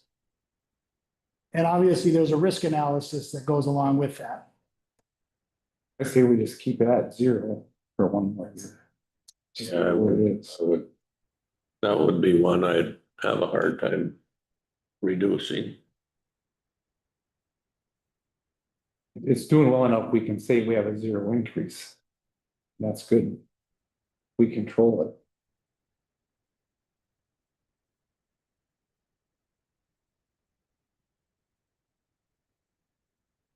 Roger, I had written down you had 3 ideas. You've only said 2. Well, no. Actually, it was 3 components of that. Okay. And again, that only takes care of, 3 months of this year. It doesn't hand tie us for anything in the future. So the 2 I months think waiting, that's worthy. I think, because it sets a tone for our county. Though I don't know if everybody that works here understands we're in a pickle. We got to do something. We just can't throw levy money at this to get our way out of this. So I can certainly. So I'll make that a motion. for 2025 only. Or yes, At this point. for the rest of 2025. And then it expires at the end of December. Oh, yeah, unless we read whatever. That the 2-month wait time? Mo? A 2-month wait between accepting a vacancy and authorizing backfill.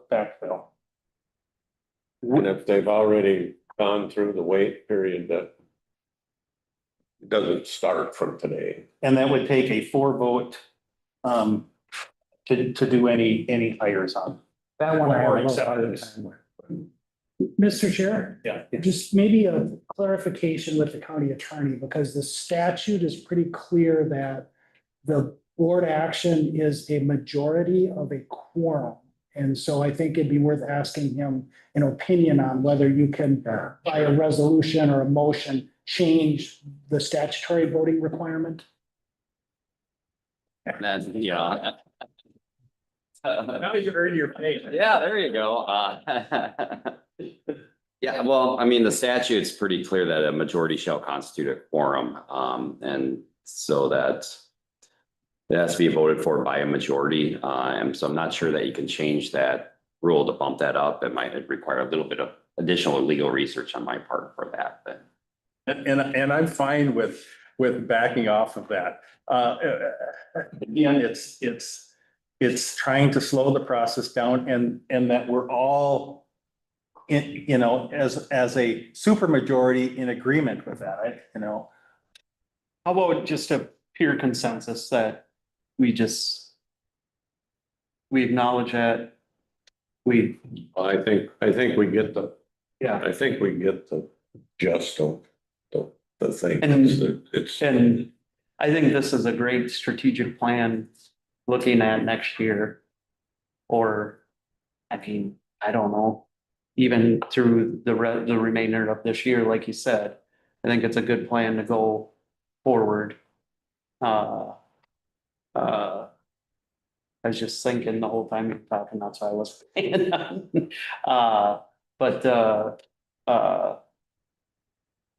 I don't know. Can we make it clear that the exception to the rule is to hire a auditor treasurer? Maybe I mean, we'll have to wait 2 months before we get one, but. I was thinking, do we hire anybody in less than 2 months anyways? I mean, by the time they're on board, But- they're hired and But probably about that. the way I understand it, this means we couldn't even post it. authorize. Authorize it. That's before posting. Yeah. Yes, it's, So I wanna make sure that if the work gets done, that we can authorize it, the backfill of the auditor treasurer at our next meeting, that we haven't hamstrung ourselves. Well, I would offer that you could do that as long as there was a majority of you who wanted to do that. Okay, yes. Yeah, And I just think this could warrant some more discussion. I mean, really, we could see what the ramifications are, Jackie. You know, I'm okay with withdrawing my motion if we have that understanding. Yeah. Policy wise, that's what we're gonna do till the end of the year. I think it might be helpful to get to the point where there was a clear understanding of what the policy would be going forward. So that if a position goes vacant tomorrow, that the recruitment of that position would not start for at least 2 months after the person left employment. Is that? Do we expect like an evaluation of something to happen in that gap, right? I would think It so. would probably happen on its own. Yeah, and so we have had a policy where if a position goes vacant and it's in the budget and the department head believes it should be filled, that the recruitment could start on that position. Right. So that's the policy that's changing. So if a position goes vacant tomorrow, there would not be the opportunity for an automatic backfill, that it would be vacant for at least 2 months, and then it would go to the personnel committee for consideration by the personnel committee and a recommendation to the county board as to a backfill or not. Getting a head shake from Roger, is that right? Well, yeah, except for if it's the super important position, then that's going vacant. Then it can be argued that we can go against the rule. That's the nitty gritty of the fine details, you know, Well, I mean, but yes. and that's Right. up to the department head to come to the personnel committee and. Well, with this particular exception of the audit treasurer, right? My understanding, based on your earlier action, is the personnel committee is gonna have something for you on September 2nd. And as long as there's a majority of the board that wants to do something on September 2nd, you can move forward on that position. And the unknown's unknown. If something happens tomorrow where there's something that's important that comes, So here's how I envision this working out with the personnel committee.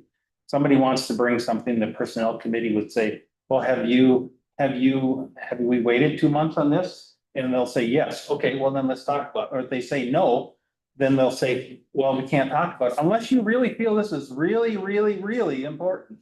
Then we can, and that's the process of how that gets here. just another vetting.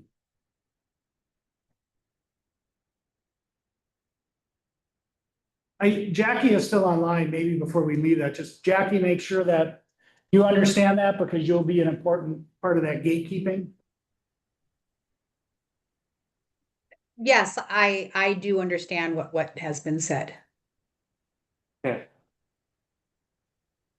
One thing I don't say, where are we on the super majority? Cause I missed some of it. No, That's gone by the wayside for now. That's not, gone, but Okay, that's the one, what if we only had 4 people here?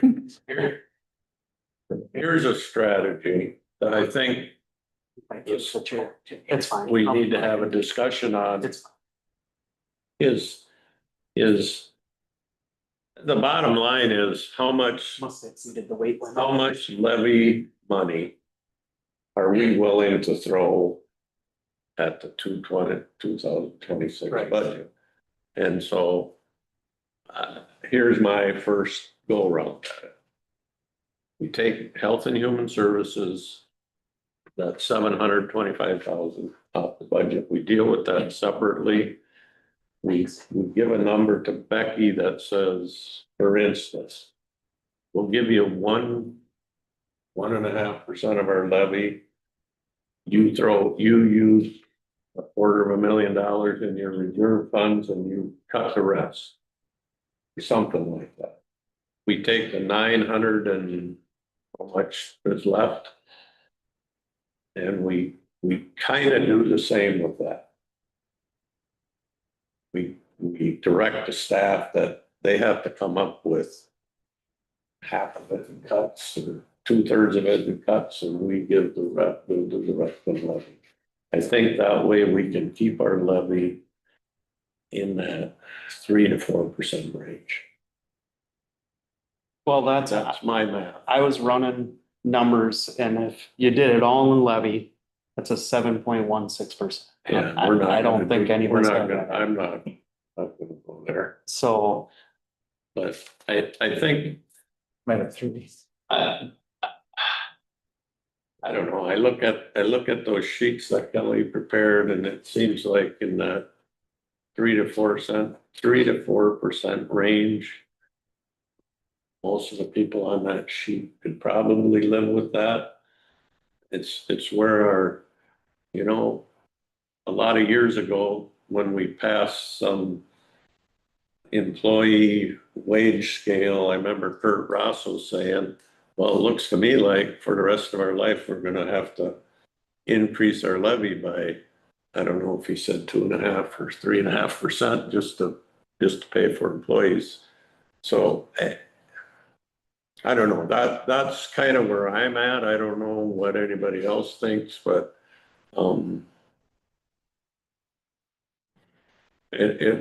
it's all, I throw it out there so we can get off a dime and have a discussion. I agree. I think that's always been our strategy. Levy, some reserves, and then some. All three. what was that, Matt? You said levy, reserves, and cuts. Yeah. Yeah, you have to use all. There has to be some kind of, otherwise, if you just use levy, we get the same problem every year, because the growth just keeps happening. And we work too hard to build up that reserve to just say, hey, Kelly, write out a check out of reserves. We're not gonna do that. Can we use some of it? I think so. Small. Percent of our levy, or, what is it? 227,000 roughly is a 1% levy increase. Throw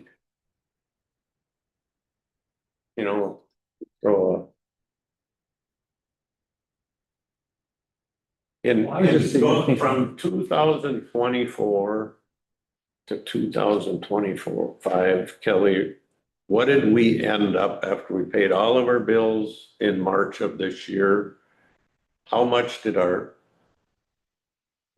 reserve account net out? We're still working on the audit, Okay, but it stayed about levy or level, yeah, about flat. right?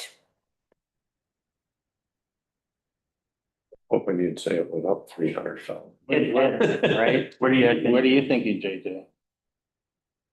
Well, if it was me trying to balance something at home, I would look at, some kind of thing, what I can cut, how I can make more money. Or what I can sell. And I guess if we still have $35 million of land sitting there, that we're competing with the DNR and we're competing with state parks. And there was one, I guess nobody even remembered, a 40 or 80 acre piece sitting up the highway on the Daughters of the Revolution, another piece of public land that's nobody uses. I mean, even kind of ties into what you were saying about trails. We have abundance of trails that aren't even being taken care of properly or maintained. I just think if we need some money, which we do, and to not to raise people's taxes, we got to rethink these massive land holdings that we have. And it also brings in revenue every year through the tax process. I don't know how to speed that up. I guess in my mind, I think just call the realtor and find a $1.6 million piece of land and just give it a shot. Do you have a levy number in mind? With what I just said, 0. I mean, I wouldn't lose my, if I wouldn't sell the furnace to my home to help balance it because you need heat. I wouldn't, give up my food because we need nourishment in fact. But if I'm sitting on something that I'm not using, that we have an abundance of, you look at all the other public land that we have that people are already paying for out of that tax pocket. To me, it just seems clear. It's been my position for, this term, last term, and actually for the last 25 years.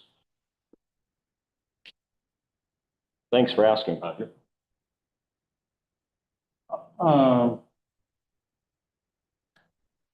As far as the levy is concerned, I asked the question about what our new growth was. And you didn't come with that a while back, at our last meeting. So thank you for that. And it's a hard number to get to. It really is. Yeah. And you have to take that not just by itself, but so it was 1.1% growth. Then we look at what's our population doing? If our population is going down, and that, then there's something, a population is steady or increasing, well, then maybe that gives some sort of legitimacy to that number. You can feel more comfortable with it. So initially, when I, at the beginning of the year, I really was set on a, if at all possible, a zero. However, I have, unfortunately, this legislative and national situation has placed us in a position where, I didn't think we were going to be, and so how do we deal with that? So, putting the two together, I'm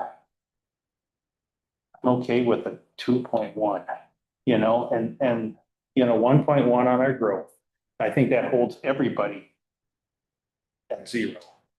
And then a 1% just because we've got all this stuff shoved down on us, and beyond that, I just have I'm just thinking about our taxpayers, and we have already, when we're sitting here, and this is our job, and this is what we do. It's important. And it's really important, I think of our employees and our people, but, we look at the big picture of all of our, our 30,000 residents, out there and what's important to them.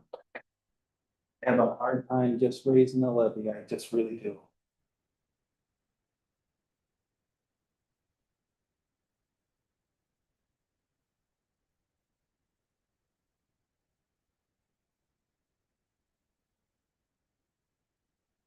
Did you find a little bit of snippets here and there where you think we have a lot of work to do, irregardless if it's a 0 or a 4%, there's and one-time monies will be great for this year, but that is not going to solve the problem. That's why I really have trouble with spending reserve funds, because that's really one-time money. Yeah, this is probably the last time you'll hear me say this. That $1 million of ARPA money last year put us in a poor position this year, because it was a huge amount of one-time monies, and As you look at that chart on that last page, the second line item down, non-departmental, Matt had called me on this and he said, well, what is that? And I said, that's the ARPA money that we don't have for the 2026 budget that we had in the 2025 budget, because that's what that is.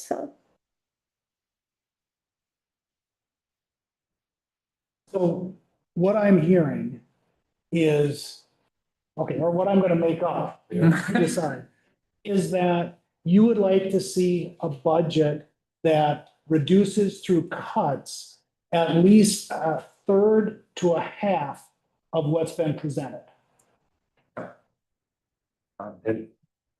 And I would, instead of lumping it in 1.6 million, I would like to see it divided between HHS and all the rest. Because I think HHS is it's a third of our employees. It's a differently funded mechanism than anybody else, really. The highway might be close to it, but I think they have some different parameters to work with. So whatever that number is, maybe Becky will strangle me on the way home, but Push you out on the freeway. maybe I can get another ride. But I think that that's what I would like to see, and I'm only one person on the board, but that's what I would like to see, I think.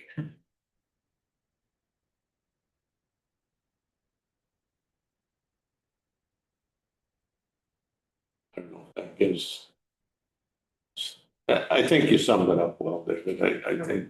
And you'll schedule that for not before the 5th of September and we'll be well prepared. And I heard anywhere from a 2 to 4% in levy. From a 0 to 4. Or 0 to a 4. And then some reserves. So them are the numbers. Okay.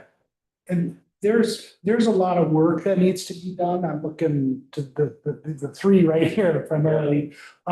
Is that realistic to come back on September 2nd? That's the next regular meeting? Or that seems like a really short turnaround? And you have until the end of September to have your preliminary levy.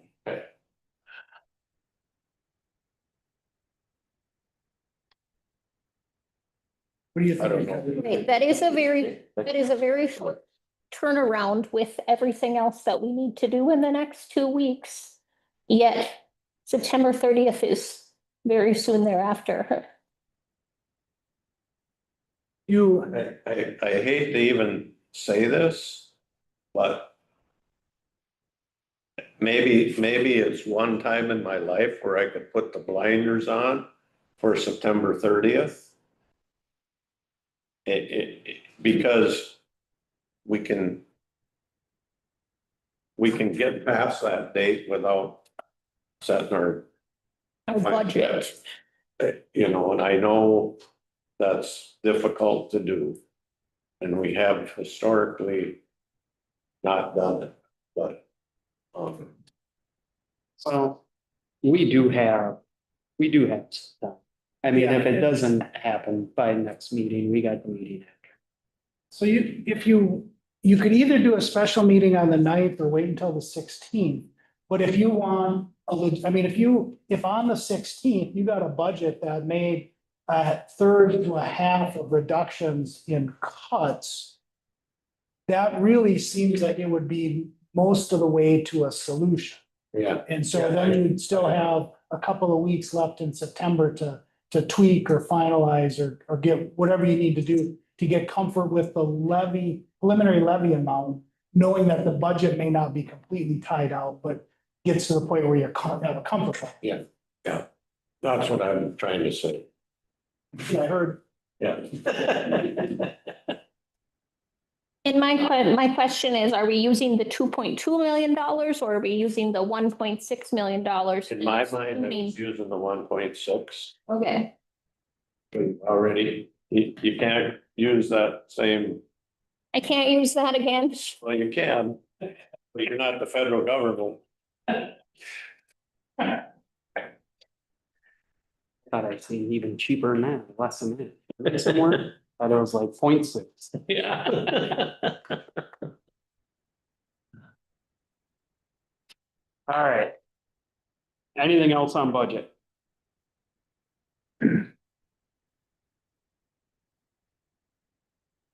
Thank you, Kelly. Thanks, Bill. Thanks, Billy. Did you take my agenda? Probably I mixed everything all up. You got one? Okay. Maybe you took it. All right, commissioner updates. School district, PTCC and council meeting, I'll start. Yeah, we had a meeting. It was a pretty good meeting. Nathan Nelson was there. Steve Roger was there, a couple superintendents, school board members, Joe Mulford. I was at Pine Tech. We got a quick tour of their expansion. It's gonna be pretty nice when it's done. Hopefully, what did he say? He thought a week after they're starting school, they're hoping it was gonna be done. But we kind of hijack, Kelly or Becky and her group was there, sorry. And we kind of hijacked Nathan. I'd say the county did. It was a little legislative update, but I think it was good and we can do that once in a while. Because I think the schools get a lot of the action sometimes, and I think this time it was time for us to get a little of the action. And Nathan was pretty good about being receptive to it, and yeah, I think that was kind of my take. You guys got anything to add? No, you did a cover good. You got anything to add? Okay. Cookout on the Watchern Fund. You get there, Roger? I had a funeral that day. I didn't, I didn't have I a told Mark funeral. I couldn't make it. I didn't have a funeral, but I had another appointment. East Central Solid Waste Commission. Yeah, our new director, John, is I think he's feeling comfortable in his job and things are moving along quite well. We've got the building in Cambridge that's we got a grant to build this building and a foundation that works out of St. Paul that works with underprivileged people. Is they pull stuff out of the garbage. It's a restore place, and then some of it needs a little fixing up, but they're selling stuff, and they're actually able to get enough money to pay this employee. It's their employee that's there, and so every item that he can pull out is one less ton of garbage that has to go in the landfill. So kind of a win-win for everybody. And then somebody from the community can go out there and get a new whatever, outdoor patio set or whatever. Anyway, that's coming along quite well. Okay. East Central Regional Library. I think I already talked about that. Okay. I think you beat her with a dead horse. Soil and water. I did not attend. Okay. Kettle, Upper St. Croix, one watershed, one plan. Yeah, we had our meeting, had a presentation by the Ryan Clark, who is the Minnesota Ag Water Quality Certificate Program Manager. Good guy. It's interesting how that fits so good with the farms and the SWCDs and one watershed plant. Farms can get that stuff done pretty good. And then it was before that presentation actually that we were having a discussion, and I said, because we started going every other month, and then sometimes as we and I asked, well, this is a policy committee meeting, and I said, I see your spreadsheets like this, and just what's going out, but I don't see the projects. I don't know what's happening. So I put in a formal request that said, if we're going to do this, I want to see just a little summary of projects that are happening and in development, so we can have, because we need to have some oversight of just what's happening. And they said fine, and which then spawned that conversation about who knows what's happening with the DNR and all this other stuff. So there's a lot of discussion. And then Kim Johnson from our last meeting, he was wondering about the grant management and how that happens. And Kelly did a good job because of, when we have a fiscal hole, then money gets invested while it's sitting there, because we talked about that 2 meetings ago. And so then you're thinking, they wanted to say, well, shouldn't that be the watersheds stuff? And she said, well, you want to manage all this stuff and do the grant out of it? Well, no, we'll leave it as is under the way the contract's written right now, but it will be revisited in the future. So that was pretty much it. Sounds good. Library, I had another commitment. I couldn't make it. I know it was Judge Martin's last one, kind of a going away. Correct, yeah, it was mostly brief. It was the Kevin Hofstad and Judge Martin, and Bonnie provided some sandwiches, and we approved the various, looked over the budget, and that was about it. Okay. Sounds good. Is there any other meetings, anybody? Actually, Commissioner Moore and I went to a meeting, Leslie put together with a manufacturing plant in Pine City called Brokema Beltway. And, first of all, I was blown away by the great facility they have. And I told the people giving us a tour, I hope my wife never gets a tour and sees how clean a shop can be. And it was remarkable, but the bottom line is they are ready to invest in a $5 million machine that would do some foraging on site. They make conveyor belts, they call them, but for like potato harvesters, sugar beet harvesters. And so if International Harvesters making it or whoever makes it, they use their belts to lift the product and it shakes the dirt out and loads it in a truck. Anyway, it's a pretty amazing facility they have.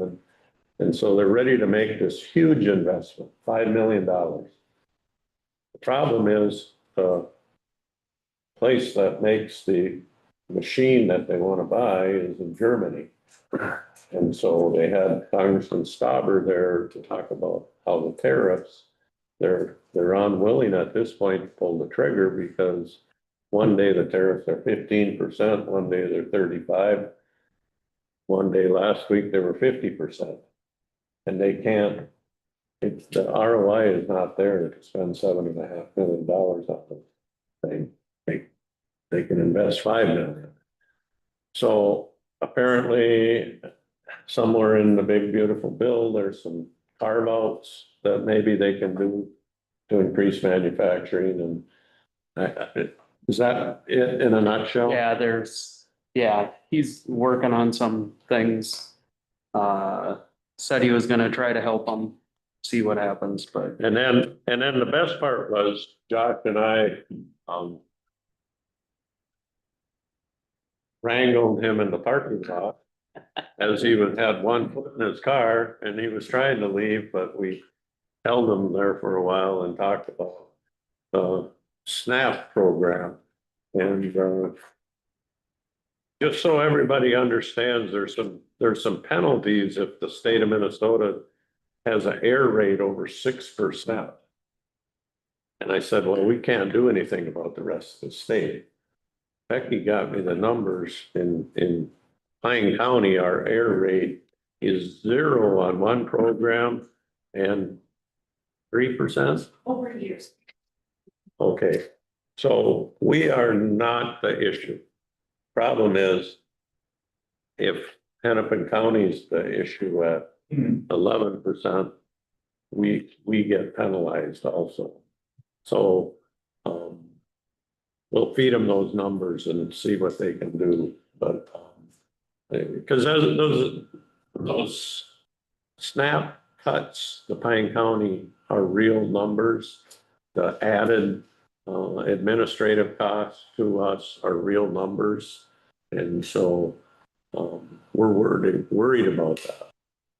And that was kind of the big thing is we just kind of opened that line of communication to his office and Becky's office. And if that's what we did, we kind of took a little beating. Yeah. And it was fine. We had a We got parking lot brawl. we got big shoulders. And that was all I said is if I can at least just open the line of communication here, that's all I wanted to do. So it sounds like they did it and they'll be overwhelmed and hopefully we'll be one of the companies that he can champion and use. And say, look at how great the county's doing and I have no doubt that's what it'll be. And so it was good. And like you said, Brokema, it was awesome. It was cool to see that in our backyard, what they're doing worldwide. They ship that belting worldwide. It's amazing. What were them 5 pallets they looked at? We're going to South America, to Europe. Out to Brazil. Yeah. The Central Valley in California. Yeah. The Red River Valley in Minnesota, North Dakota. Yeah. So. Big Lake, they were just over in Big Lake and actually watch the potato harvester work Yep, with their belts. so. Okay, any other meetings? Anything other to come before the board? Otherwise, take a look at your upcoming meetings. There is a few of them coming up and